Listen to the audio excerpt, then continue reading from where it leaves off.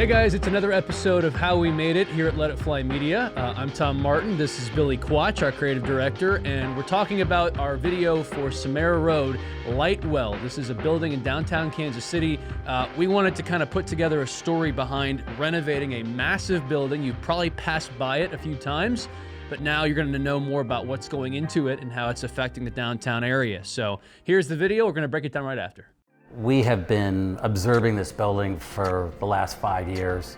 When we started to talk about this, everyone was a little skeptical. They've seen people come in and they've seen nothing change. So the opportunity to transform something that's been a drag on the market downtown into something that's going to be absolutely top class is really exciting.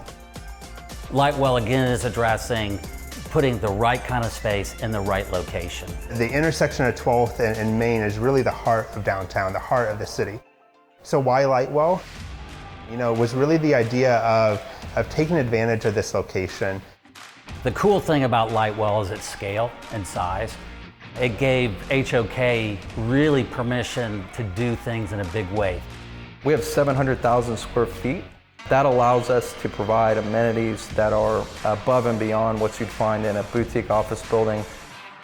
HOK's vision, Samara Road's vision, Area's vision has really manifested itself in leasing over 120,000 square feet before we even start construction.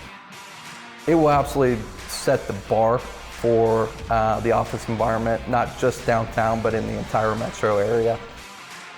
If you want to be in the center of the action, you want to be close to apartments, you want to be connected by transportation, you want a building that is amenitized and millennial focused, this is the only place you can go in Kansas City to get that.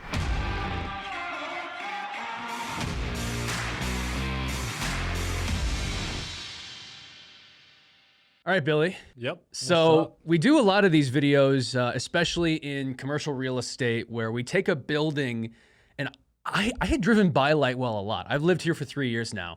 I didn't really think much of it. Yeah. And then we get involved in this project with Samara Road, with Area, with HOK, who are all involved.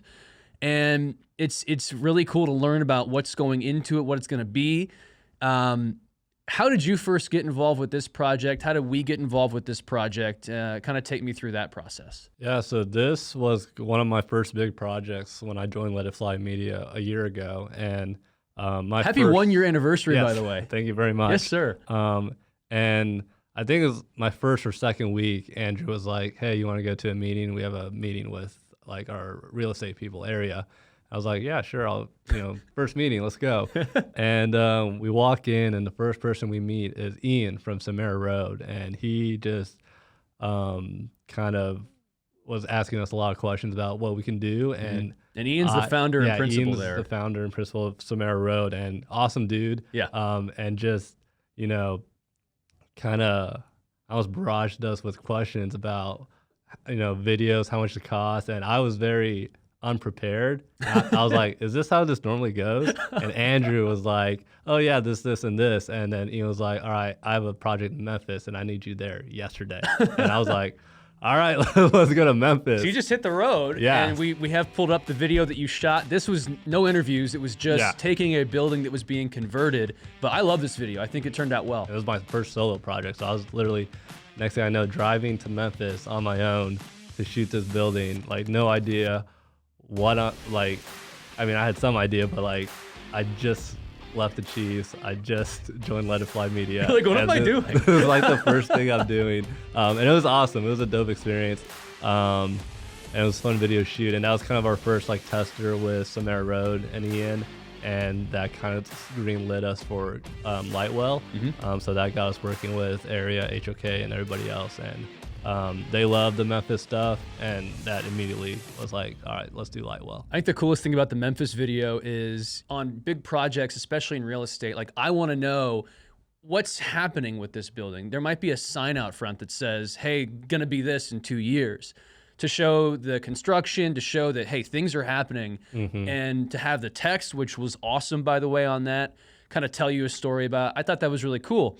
So the big thing about Lightwell is, again, It was a video for people like me who had no idea that this was going to be a hub for downtown KC, but also for potential tenants, for people to get excited about moving in here.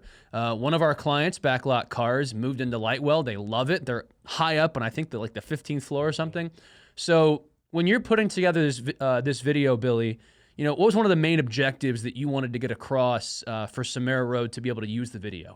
Yeah, so we had a couple of meetings about, you know, how many videos we wanted to make, what we wanted the videos to accomplish.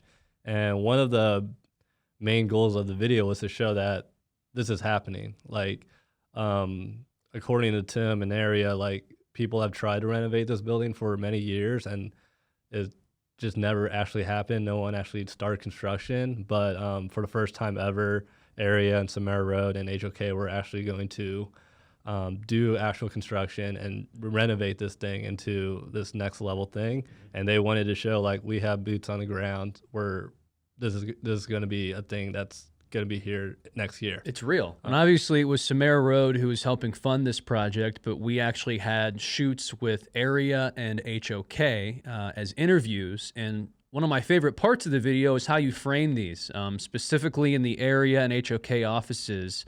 What was kind of your mindset as far as framing this? And, you know, we see typical interviews where it's a guy who's taken up maybe a third of the screen. What did you like about this approach instead? Because I love what it kind of represents and gets across. Yeah, so I've seen some other creatives that I follow kind of do this center framing look, and I kind of wanted to find a project to try that out, and I thought this was a perfect project to do that. We were at HOK, an architecture firm, so I was in my head thinking architecture elements, so how can I show that in the framing?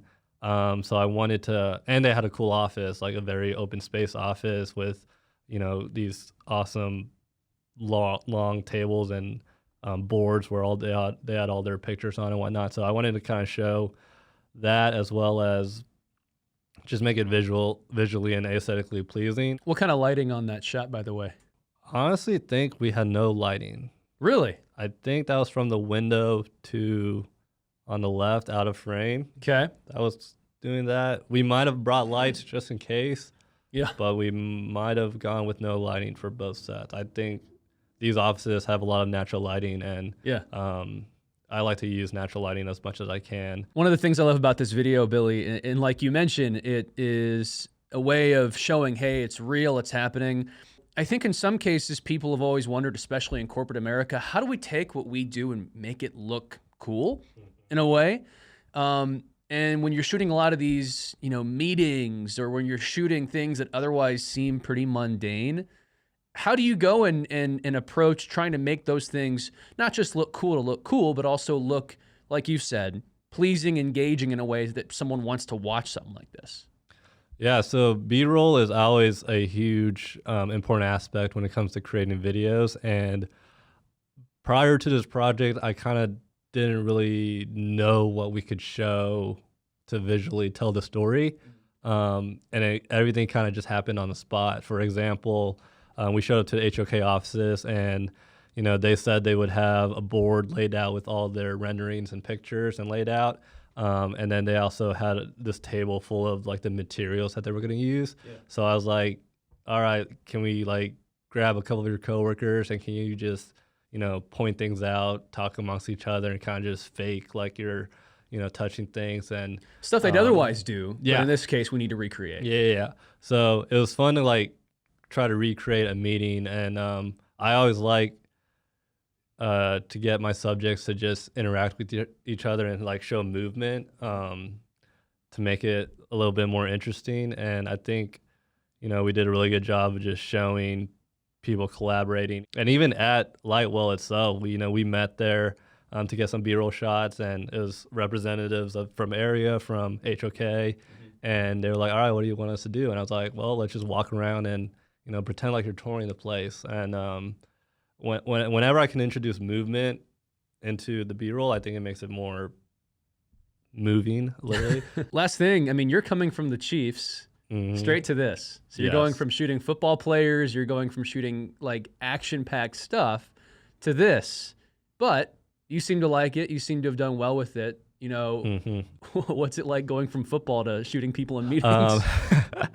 It's definitely different. It's not as high pressured, but it kind of forces you to be a little more creative because it's not as exciting like a football game versus an empty building. So it's a fun challenge that I enjoy. It's honestly one of my favorite videos from my time here at Let It Fly Media because of how we got it, because of it being like my first big video, and just that it got us so many more projects afterwards. For sure. It's funny because the video ends with like a rendering, like we didn't do that rendering. And I think there's definitely room, especially in real estate, for renderings to have a purpose to show what something will look like. But I think the thing about this that I love is you have an understanding of who's on the project, you can get a sense of trust, and you get a sense that this means something to them. And the story, in our opinion, matters so much when you're also talking about renovation. And a lot of renovations don't always work, but this one's working out great so far. And I think our video helped capture what makes this a successful project. So, Billy, nice job. We'll talk again soon.